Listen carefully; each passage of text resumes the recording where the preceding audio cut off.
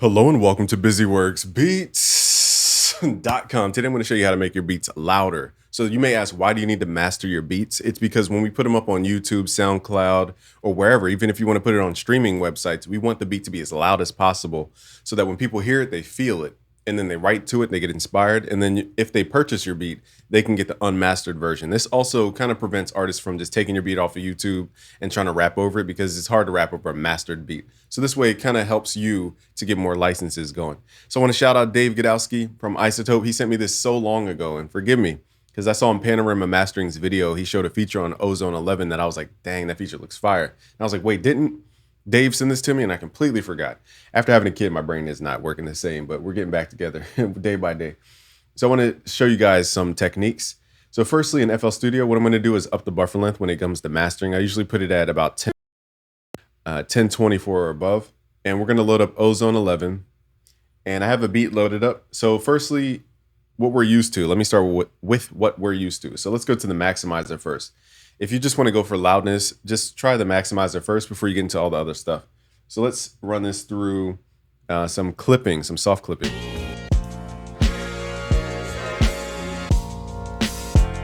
So they have one of the most transparent soft clippers I've heard on all my soft clippers. I'm going to do a video with all my soft clippers to really hear them side by side. So when we push this, we get loudness out of the beat. Now also we can push the input. You can see before I even start this, the peak is -8 going into this plugin. So I'm sitting around -8, which is pretty decent. Let's start soft clipping.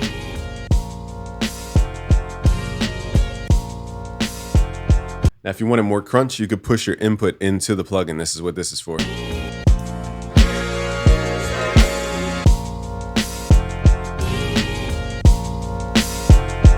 So simply just turning up the input volume can really add that punch and that crunch. All I'm doing is just turning that gain up. Let's do a bypass. Here's before.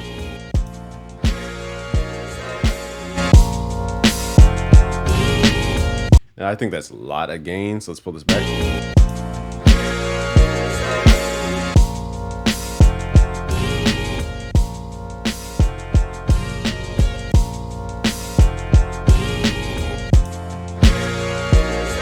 Okay, now, again, you can put this on high mode. It's really...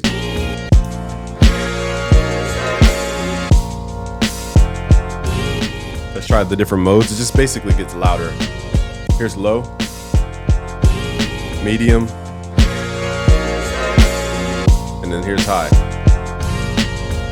For this track, I think we could push it all the way to the high mode because of all the accents and harmonics already in the music. It fits the vibe of the song. Now let's mess with the upward compression. This is going to fill out a lot more of the sound.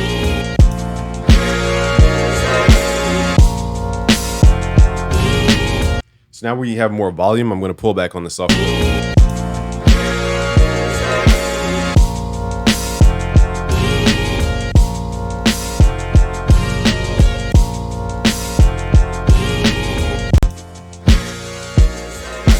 So basically you can also solo the drums, the bass, or the vocals within the track for the most part. Let's put this on the bass. And now we can hear what the bass is actually doing.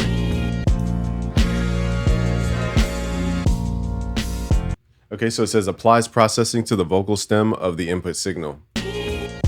Okay, so so that thing gets processed, I see.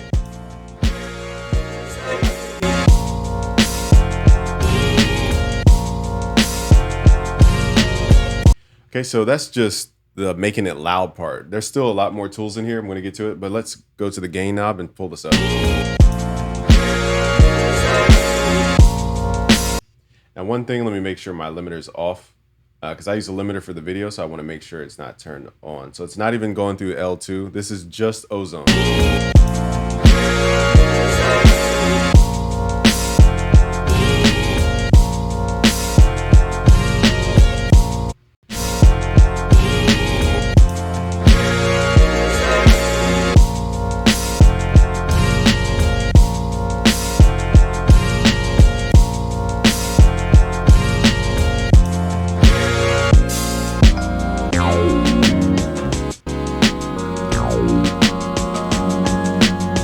Let's play before and after. Let's do before.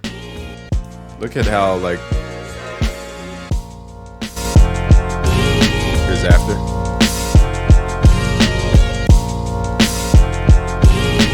That's just with one component within this Ozone 11. So the reason I started there is because most of us are used to the clipping aspect of mixing. Now let's move into some of the other components. Let's add a clarity component. And this is, I believe, similar to what Golf Oz does or Soothe. So let's turn this up.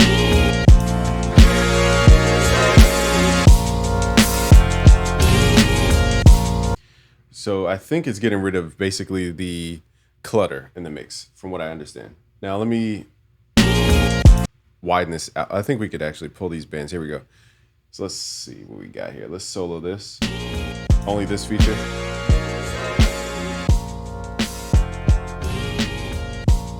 Looks like we can't go below 200, or I might be using this thing wrong. So I don't know how to go below 200. Maybe clarity is only for the top end. That may make sense.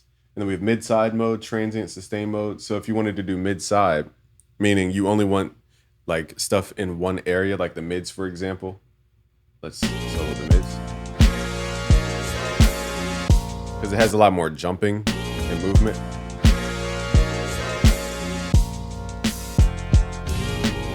We can even tilt the tone. Let's say you want a brighter tone.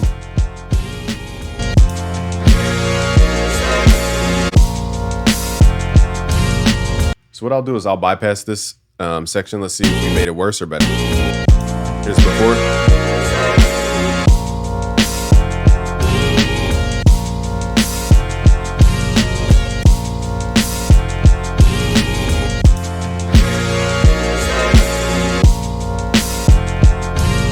Definitely opens up the track. I think it adds that high end that we need. Nextly, let's go to another component. Let's do the imager. Now, I've always used the Izotope Ozone imagers. It's one of my faves. So let's section out the sections here. Let's pull the bass in tighter.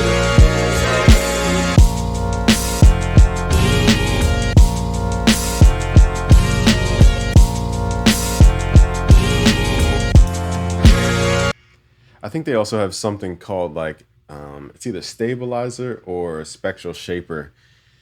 They have so many ones. Impact, Exciter. So Exciter, I think this track already has a lot of excitement on it from the soft clipper, but let's add some in.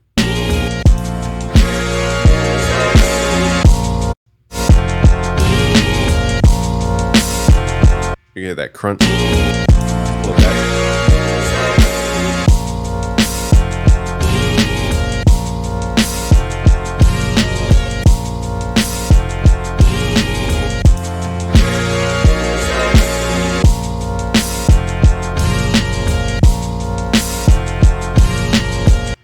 Okay, so they have another thing. I always forget which one it is. It's either stabilizer or impact. Let's start with impact first. Now this, I think, deals with transients, if I'm not mistaken.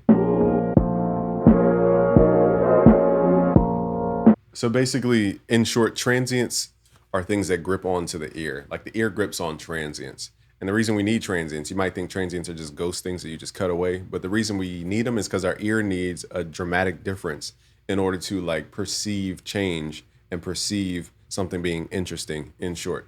So we need transients for our ear, quite literally our cochlea in our ear, to actually detect that something's happening important. So that's why we're messing with the transients. It just keeps people engaged with listening to the music.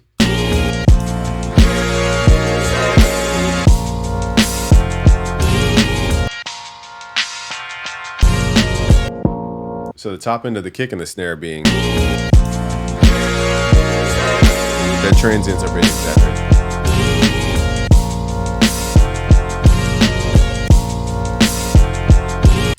So let's always A-B it. Let's hear it before. Pretty wild how far this. Now let's say we cut out too much low end or perceived low end because I tilted it too much. Let's take the tilt off. And now we're gonna add an EQ, a regular EQ. Let's do, there's so many components in here. Izotope, oh, you can add more? Holy crap. So let's add an EQ and let's do a boost at like 60 Hertz. Type in 60. Let's boost this up, probably like 2 dB. Oh, and let's switch this to a bell shape. And we're going to either boost 60 or 75.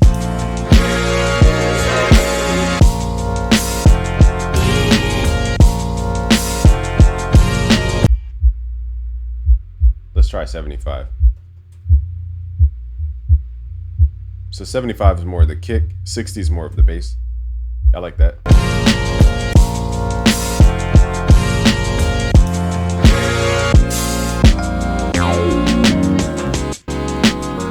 So you can also change the order of these components. It goes from left to right. Gonna keep the maximizer all the way to the right. So I need to pull back on some of the processing because now I'm adding other stuff.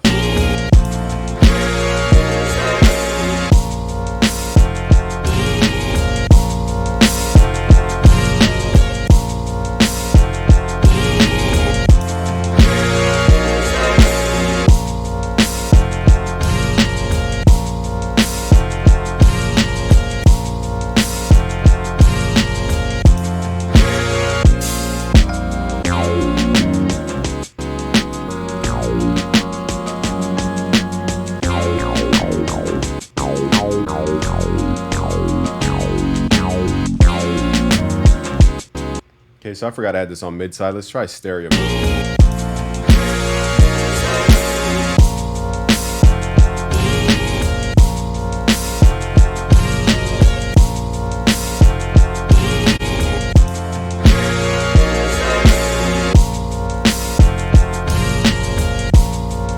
I'm debating on mid side because I just want to see if. Let me start with the sides.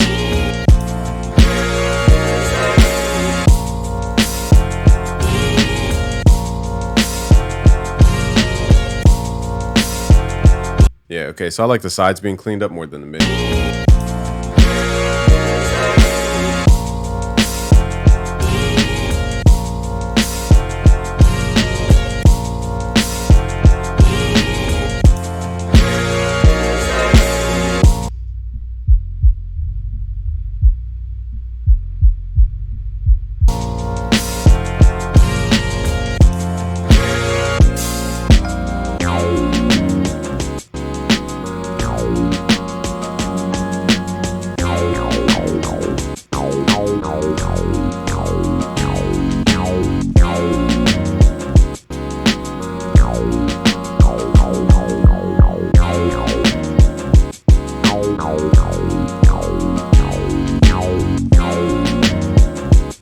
And you can see I'm not even like pushing it near 0. I can push it way harder. So let's see how far we can push this without it falling apart.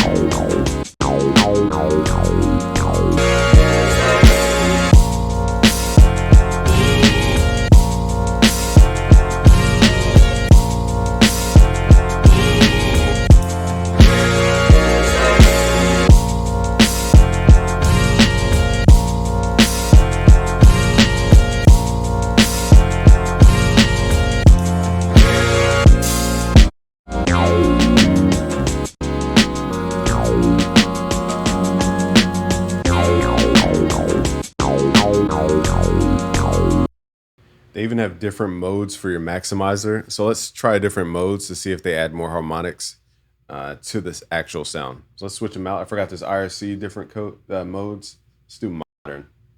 See what this sounds like.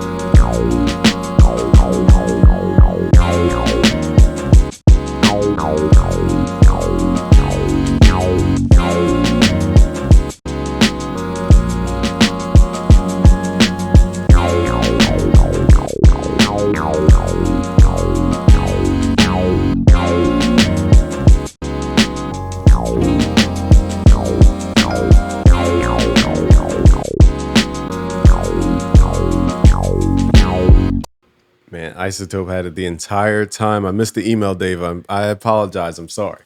I missed the email. So I want to thank you guys. I want to leave a link below to find this. It's called Ozone 11. This is version 11. I overlooked a lot of these features that got added. So I want to thank you. And again, thank you for Panorama Mastering for putting me on to this feature.